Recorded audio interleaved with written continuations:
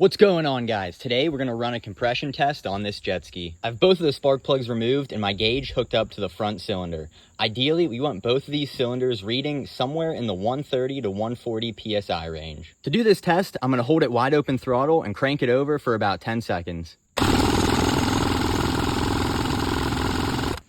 We just got our reading of 120 PSI for this front cylinder. That's a little bit below the factory specs here, but as long as this rear cylinder also produces around 120, we should be in good shape. I have the gauge hooked up to the rear cylinder. Let's crank it over. This rear cylinder is only making about 100 PSI, which is definitely lower than the front cylinder and also pretty far below the factory specs. This test leads me to believe that there's definitely something wrong with this rear cylinder. There's many different reasons why we got a low reading on this rear cylinder.